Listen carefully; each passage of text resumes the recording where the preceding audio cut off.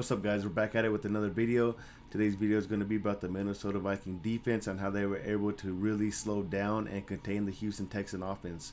With that being said, hopefully you guys enjoyed this video. You guys like the video and subscribe to my channel. I would highly appreciate it, and it would mean a lot to me. I think that's really about it. I'm trying something new out, so hopefully you guys enjoy it. So with that being said, let's get straight to it. We're playing normal speed for you guys, or normal at first. Notice what's going on. Deflection, interception, and now let's get straight to the video. Or let's get straight to the film review. Notice these guys at the line of scrimmage at first. I'm new to this feature, so hopefully I do decent. Notice these two gentlemen here at the line of scrimmage. Play it just a little bit for you guys. Notice how they drop back. Now we're gonna snap it, and this linebacker, he ends up coming in again on a blitz. So he was in the box, and he was at the line, draws back, and now he's coming in with like a little delay blitz.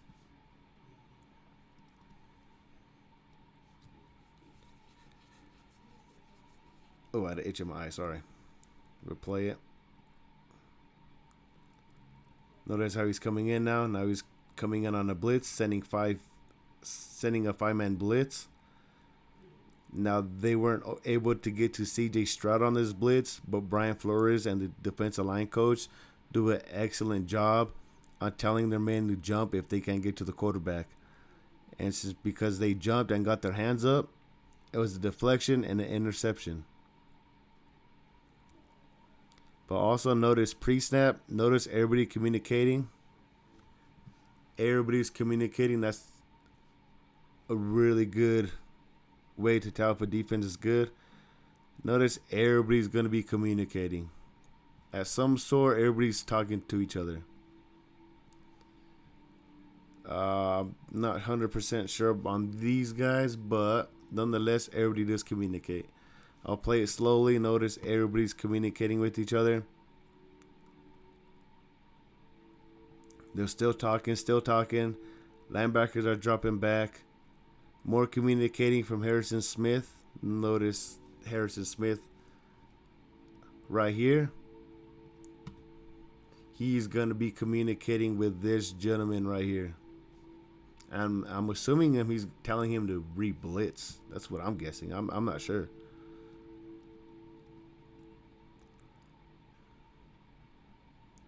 Play it. Everybody's getting their zone. And because they brought the blitz on the top of the screen, the left side of the offense, this top receiver was hot. As you can see, CJ Stroud kind of looking this direction. So I'm assuming this wide receiver right here was hot. Ew, that's an ugly circle.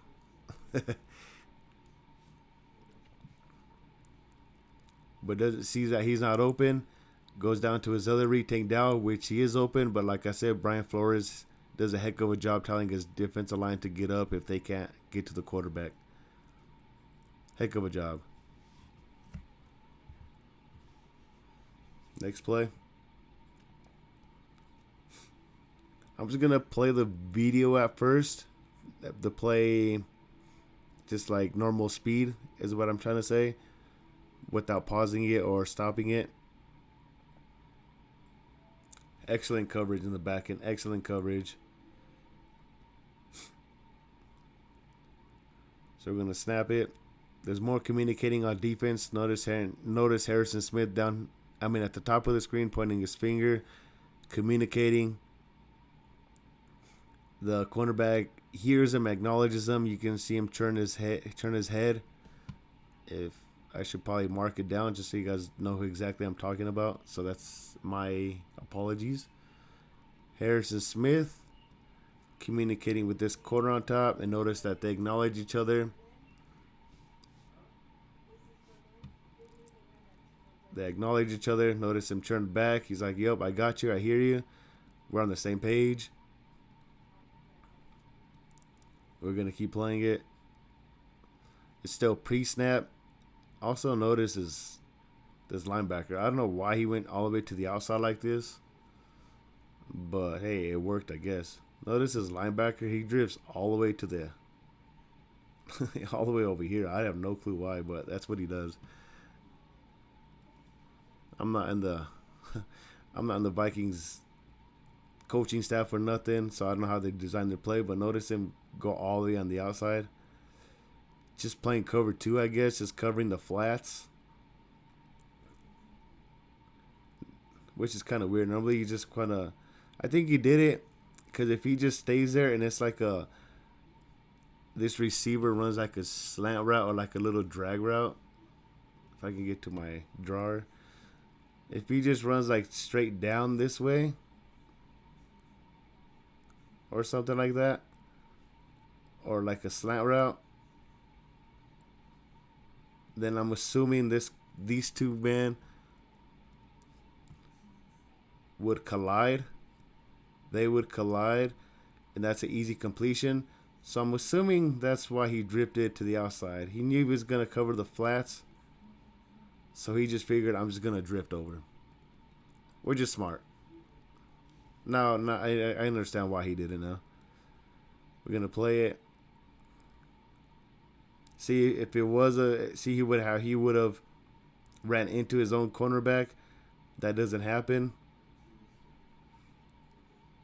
Nobody's open in the back end, man coverage. Sees nobody open. All right, now I've been doing a lot of studying off time because I'm still learning the game. I'm not a know-it-all, but I'm still learning the game. There's something that people really believe in the National Football League, that they say that there's some things you cannot coach, and one of those things for a quarterback is just sensing the pocket. And notice how CJ Stroud senses there's a man behind him. I mean, he clearly sees this man open right here. He clearly sees him open, like he's looking right at him. But what CJ Stroud does not want to do is a fumble sack, which is why I'm 90% sure CJ Stroud did not throw this pass. That probably would have been a strip sack fumble, which is why he took off and ended up gaining a few yards off this. But nonetheless, everybody's covered downfield except for the bottom guy. But that's a good job from the number 43, getting off pretty much 2 blockers. And one of them is one of the best left tackles in the league. Ends up beating him. CJ Stroud scrambles and makes it a 4th down. Like a 4th and 1-ish. But nonetheless, heck of a job. Next play.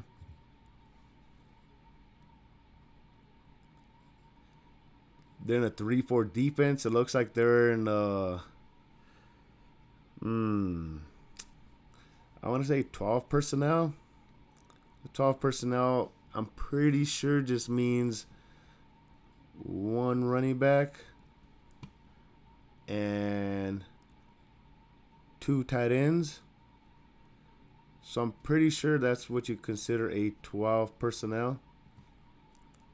I gotta do my research on that, but I'm pretty sure that's what the formation is.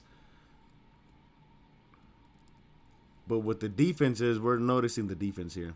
I just had to show you guys real quick. 4 linebackers. I'm actually doing this wrong. Let me show you guys the right way.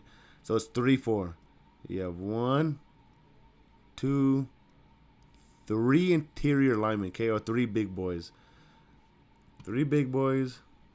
And we go to 1, 2, 3, 4. So that's what you call a 3-4 defense. That's what you call a 3-4 defense, okay? If you knew that, cool. By this guy, just a bull rush. There's really no step moves or nothing like that. Nothing fancy this play. Just plain out I'm better than you and I'm stronger than you. Snap the ball. They send a five man blitz. They have a linebacker coming in late, a delay blitz. He's gonna come in hot. If I can draw straight, and this running back is gonna pick him up.